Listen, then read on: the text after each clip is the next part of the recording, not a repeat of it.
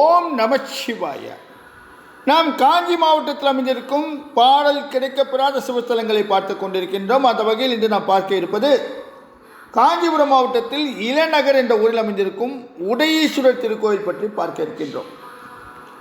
காஞ்சிபுரத்திலிருந்து மாங்கல் கூட்டு ரோடு வழியாக உத்திரமேரூர் செல்லும் பஸ்கள் இந்த ஊர் வழியாக செல்கின்றது.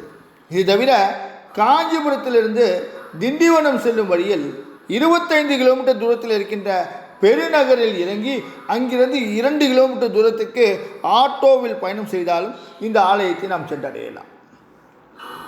இந்த ஆலயத்தின் மூலவர் உடையீஸ்வரர், உற்சவர் சோமஸ்கந்தர், தாயார் உமையாம்பிகை, தலவிருட்சம் வில்வம்.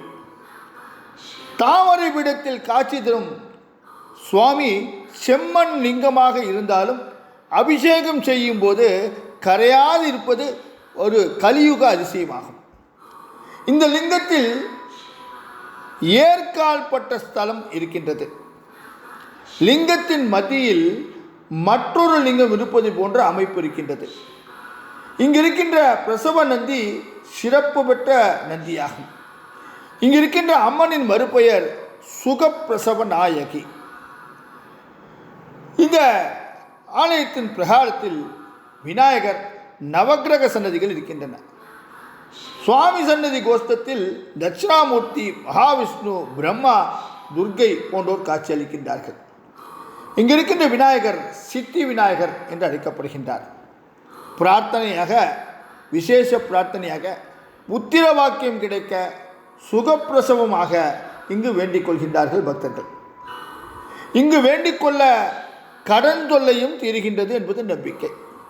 நேர்த்திக்கடனாக சுவாமி மற்றும் அம்பாளுக்கு பூஜைகள் செய்து நேர்த்திக்கடனை நிறைவேற்றிக் கொள்கின்றார்கள். இந்த ஸ்தலத்தின் சிறப்பு என்ன? இந்த கோவிலில் திருப்பணி செய்த போது நந்தி சிலை ஒன்று கிடைத்தது. அதை கோயில் முன்பாக வைத்து விட்டார்கள்.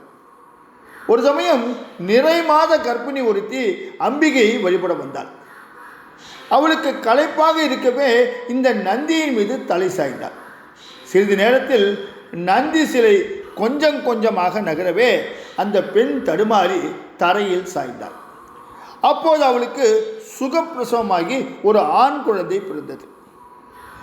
அப்போதிருந்து இந்த நந்தி சுகப்பிரசவ நந்தி என்று அழைக்கப்பட்டது.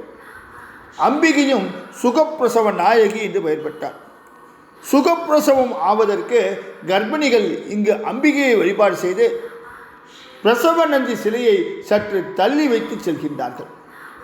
அவர்களுடன் துணைக்கு செல்பவர்கள் நந்தியை மீண்டும் பழைய நிலையில் திரும்ப வைக்கின்றார்கள். இவ்வாறு செய்தால் சுகப்பிரசவம் ஆகும் என்பது நம்பிக்கை. இந்த ஆலயத்தின் தலவரலாற்றை பார்ப்போம். பல்லாண்டுகளுக்கு முன்பு இங்கு வசித்த சிவபக்தர் ஒருவர் வயலில் உழுது கொண்டிருந்த போது ஏற்கால் ஓரிடத்தில் ஆழமாக பதிந்து நின்றுவிட்டது. எவ்வளவோ முயற்சி செய்தும் அந்த ஏற்காலை எடுக்க முடியவில்லை. அவர் அந்த இடத்தில் தோண்டிய போது செம்மண்ணாலான லிங்கம் இருப்பதை கண்டார்.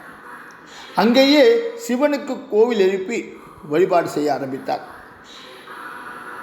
ஏற்கால் தடுத்து கிடைக்கப்பட்ட மூர்த்தி என்பதால் இவருக்கு உடையீஸ்வரர் என்ற பெயர் ஏற்பட்டது.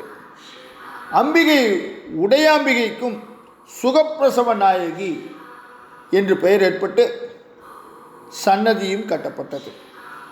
இப்பேற்பட்ட இந்த சிவாலயத்தில் தைப்பூசம் மற்றும் சிவராத்திரி விழாக்கள் எல்லாம் சிறப்பாக கொண்டாடப்படுகின்றன.